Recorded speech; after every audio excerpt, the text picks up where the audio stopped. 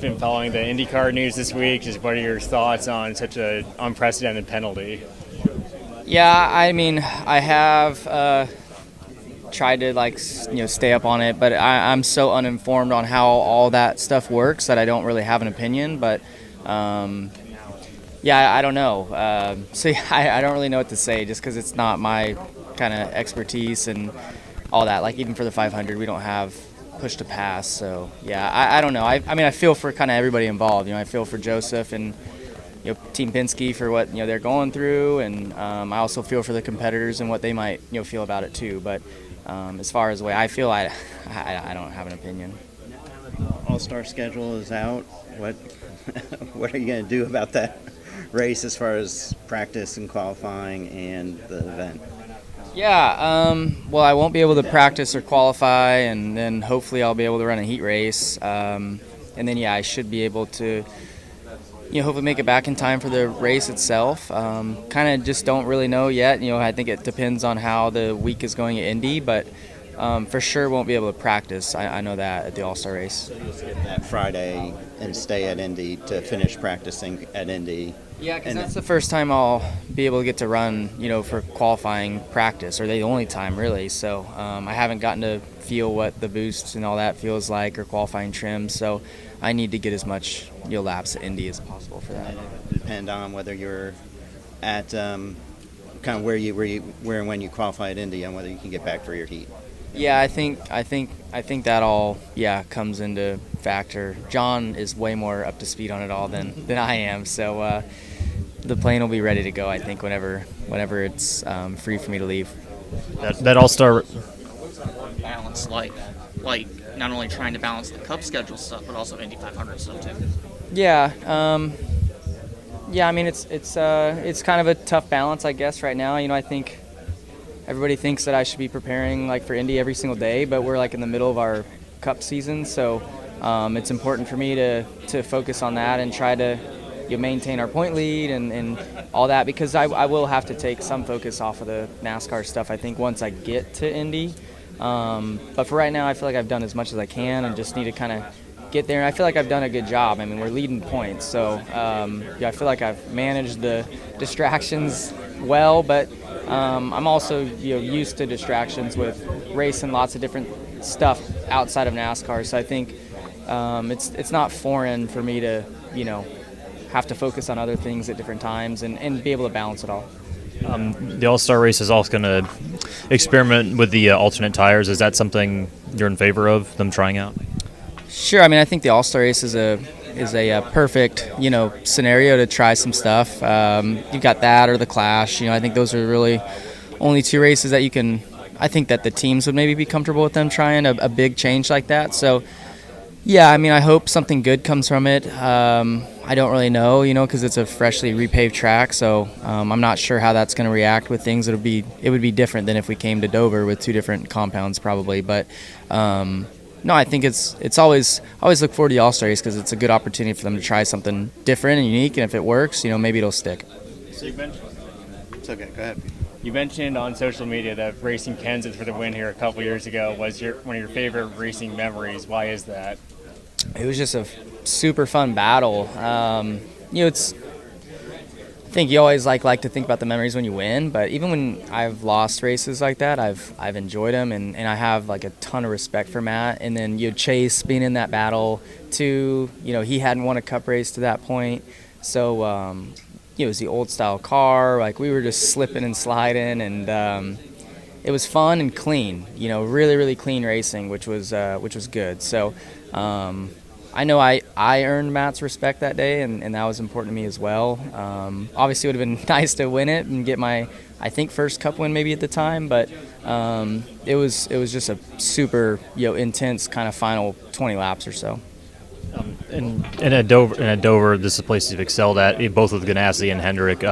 What's your favorite parts of running here and when coming to this place?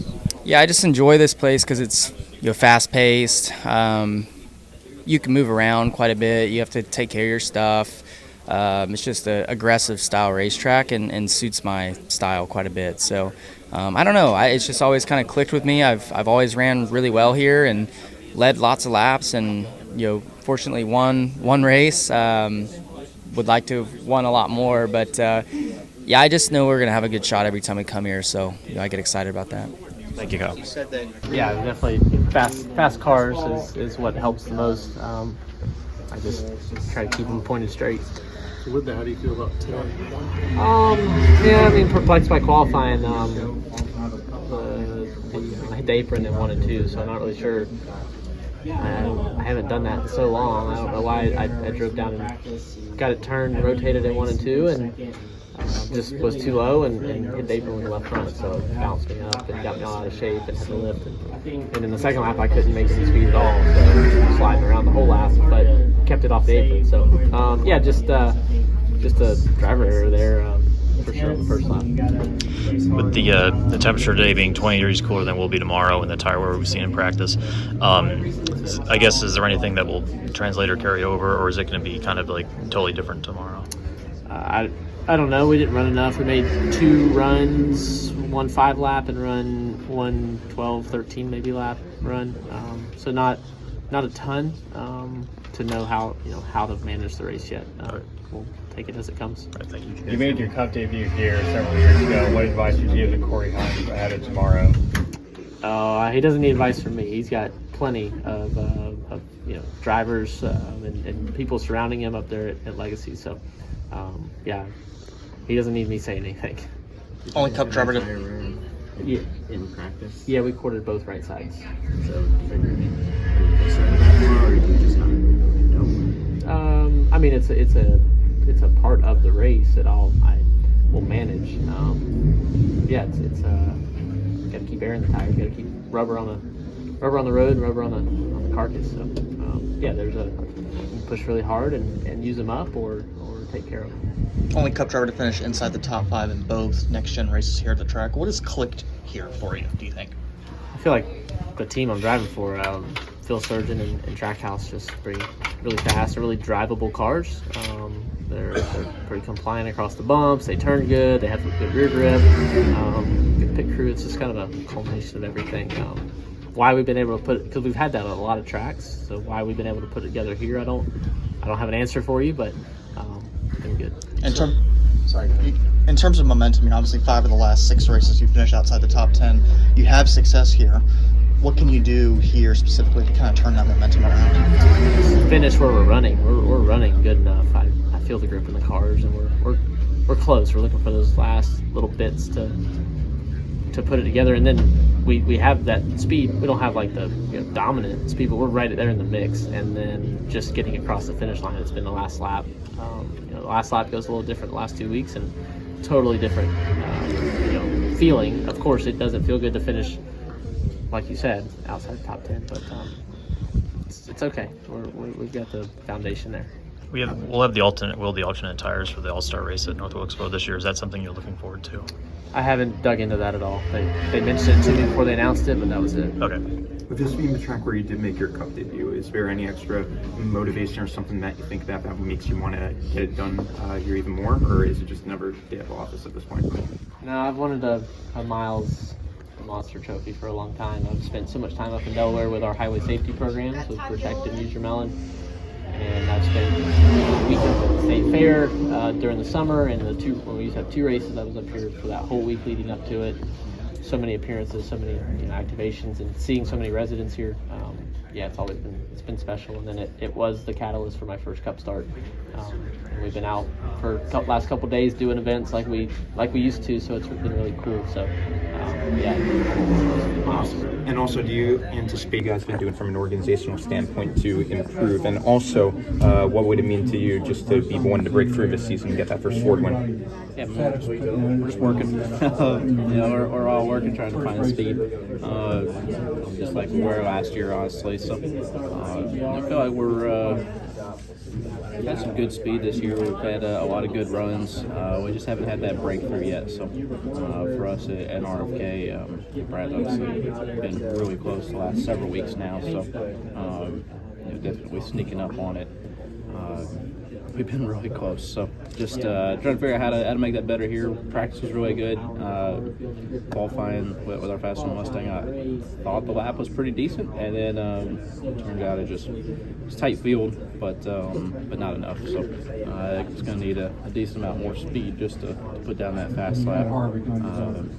Seeing a little bit of a discrepancy across both groups. We got to figure out how to break through that for tomorrow and get in that race. Hopefully it gets a little hot, slick, moves around some. We can start finding some different lines, start making some passes. Awesome. Go off this for you. Thank you. Chris, a lot of tire wear, not just today, but also we saw Bristol, and now NASCAR's announced the option tire for the All-Star race. Do you think that will help with the racing and all at North Wilkesboro, especially with the repave, or will that at least open up some strategies? I anticipate so. I sure don't have the answers yet, but I like the idea of it. We've documented quite well that repaves are tough as an industry. I think honestly, pavement is too good nowadays for what we get, and so tracks just don't age very quickly. And from my vantage point, repaves have just not created good racing for long periods of time. So all that being said, sometimes it's inevitable, most of the time. And with that, if we have some options to open up some strategy for North Wilkesboro, I'm excited for it. I think that's a neat idea. Hopefully, that's something that we can get our heads around pretty quick and make it a very profitable day for us as well. And speaking of tire wear, it's always kind of tough when tire wear becomes an issue in practice, let alone the race. How do you manage, especially with limited sets for practice and qualifying like we had today? Yeah, obviously at the end of the second group, it just went quiet, right? Everyone's out of tires. We didn't quite hit that in ours. It was a little more spread out, but not as many people making long runs either. With that, we expect the tire wear to be bad here in practice. It always is. A green racetrack at Dover, nice and cool in the mid-morning. It's just fast. It's going to wear tires out. So that was no surprise. I think look ahead to tomorrow. It's supposed to be significantly hotter. We'll have a race today to watch this and see how the tire works there. But I'm not raising any flags or sounding any alarms yet. It's typical Dover practice to a big degree. And I hope that we don't get all the way back to the point we were at Bristol, but the tire wear's not a bad thing, so we just gotta figure out how it's gonna roll through here. Thanks, Chris. You're welcome. This is Harrison Burton, driver the number 21. Make sure to hit that subscribe button. Also, check out one of these two videos beside me. Visit frontstretch.com for more racing content.